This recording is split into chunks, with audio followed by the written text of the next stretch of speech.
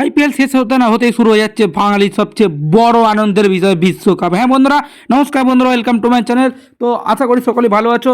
তো চ্যানেলে নতুন এলে অবশ্যই সাবস্ক্রাইব করে দিও ক্রিকেট রিলেটেড সমস্ত খবর পেতে। তো আজকে ভিডিওটি শুরু করছি। আজকে ভিডিওর মূল আলোচনা তোমরা থাম্বনেল দিকে বুঝতে পেরে গেছো যে ভারতের বিশ্বকাপে প্রথম ম্যাচে প্রথম একাদশ কেমন হতে চলেছে। তো নমস্কার বন্ধুরা, তো আর দেরি না করে কিন্তু শুরু করা যাক। তো দেখো, এতদিনে কিন্তু আইপিএল বিরাট কোহলি, রোহিত শর্মা, এসএসসি জয়সওয়াল থেকে শুরু করে শ্রেয়াস আয়ার থেকে শুরু করে আর্শদীপ সিং থেকে শুরু করে বুমরা, প্রত্যেকটার প্লেয়ারই কিন্তু বিপক্ষে খেলেছে। এবার কিন্তু একসঙ্গে খেলবে, সেটা কিন্তু দেখতে খুবই ভালো লাগবে। তো যেটার জন্য কিন্তু আমরা ভারতবাসীরা সারা বছর অপেক্ষা করে থাকি এবং সারাটা জীবন অপেক্ষা করে থাকবো, কারণ ভারতীয়দেরকে একসঙ্গে খেলতে এরা হচ্ছে একজন আমাদের দেশের সম্পদ।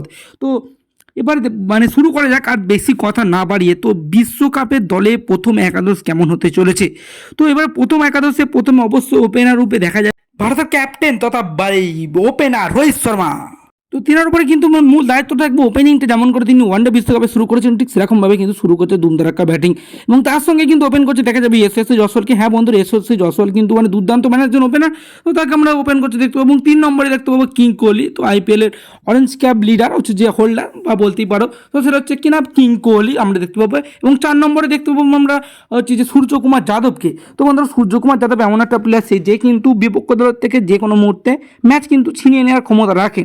তো তারপরে যার কথা বলবো আমি, বিধ্বংসী ব্যাটসম্যান, সেটা হচ্ছে অনেকদিন পরে ভারতীয় ক্রিকেট দলে ফিরে এসেছে।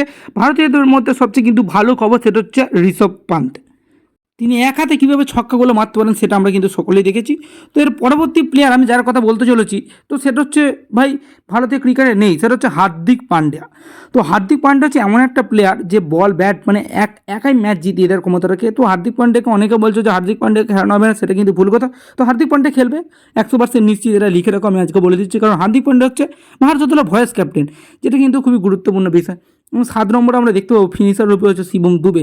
তো এবার দেখো, শিবম দুবে 7 নম্বরে আছে, 7 নম্বরে যে ব্যাটিং করবে সেটা নয়। তো শিবম দুবেকে একমাত্র ভারত যেটা ইউটিলাইজ করতে যাচ্ছে বা ব্যবহার করতে যাচ্ছে যে স্পিনারদের বিপক্ষে, সেটা যদি 3 ওভারে 2 উইকেট পড়ে যায়, 3 ওভারের পরে চলে আসতে পারে।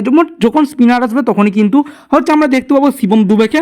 তো শিবম দুবেকে ফিনিশার, মিডিল অর্ডার যেখানে খুশি ওকে ফুল লাইসেন্স দিয়ে দেওয়া হবে, তোমরা ধরে নিতে পারো। তো এবং তারপরে আমি যার কথা বলতে চলেছি, তিনি হলেন অত্যন্ত গুরুত্বপূর্ণ ভারতীয়দের জন্য। তিনি হলেন কে না, রবীন্দ্র জাডেজা। তো তিনিও বোলিং এবং ব্যাটিং দুটোই কিন্তু একবারে দুর্দান্ত করতে পারেন। তো তার উপর অনেক ভরসা রয়েছে। এবং তারপর আমরা দেখতে পাবো কুলদীপ যাদবকে দেখতে পাবো। এবং তারপর আমরা অবশেষে দেখতে পাবো কিনা আর্শদীপ সিং এবং তার পাশাপাশি জাসপ্রীত বুমরা। তো দেখো, এরকম প্লেইং 11 হতে পারে। তো দেখো, প্লেইং 11 আমি একটা প্রেডিকশন করলাম। প্লেইং 11 কেউ কোনোদিনও বলতে পারবে না, ইউটিউবে কোনো চ্যানেলে বলতে পারবে না। তো আমরা একটা অনুমান করতে পারি। তো অনুমানের উপর ভিত্তি করে, অভিজ্ঞতার উপর ভিত্তি করে তো আমি বললাম, তোমাদের কি মতামত তোমরা কিন্তু কমেন্টে জানাতে একদম ভুলো না। তো তোমাদের কি প্লেইং 11 তোমরা কিন্তু আমাকে কমেন্টে লিখে জানাবে। এবং ক্রিকেট রিলেটেড সমস্ত খবর পেতে এবং ওয়ার্ল্ড কাপ রিলেটেড সমস্ত খবর পেতে তোমরা কিন্তু চ্যানেলটিকে সাবস্ক্রাইব করে দিও। তো পাশে থাকা বেল আইকনটি অন করে দিও। এবং তার পাশাপাশি ম্যাক্স ফিক্সচার, অর্থাৎ ভারতীয়দের কবে কখন খেলা রয়েছে সেটা কিন্তু আমি স্ক্রিনে দিয়ে দিচ্ছি, তোমরা দেখে নাও। তো আজ ভিডিওটি এই পর্যন্তই। বাই বাই, দেখা হচ্ছে অন্য কোনো পরবর্তী ভিডিওতে।